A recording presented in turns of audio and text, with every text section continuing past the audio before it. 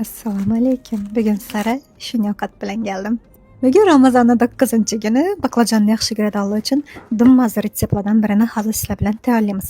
Biz baklajonni ichini o'yib olamiz, keyin duxovkaga 20 minut yarim soatda 150 gradusda yoramiz.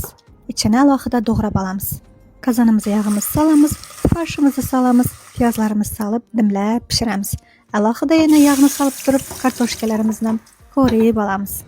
Pişken piyazımız üstüne bolgarskimizni solamiz, baklajonimizni solamiz, yana ozgina pishirib olamiz.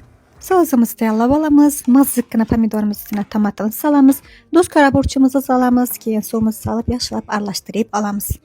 Pishgan baklajonimizni olib turib, tasini tomatli sosimizni solamiz. Baklajonli qiymamizni üstüne kartoshkamizni sabalamizdan baklajonlarimizni üstünden koyup chiqamiz. Folga bilan yaxshilab yopib olamizdan 1 soatda 170 gradusda dimlab pishirishga duxovkaga yorib beramiz. Bir narsa yodlaringizda tursa, agar folga ochiq qolsa, ichini suvi polnisti so'rilib ketadi. Pishib chiqqanini qaranglarmi? Ovozlarini qaranglarmi? Hammangizga yoqimli ishtaha, duolaringizda meni eslab qo'yishni unutmanglar. Rahmat.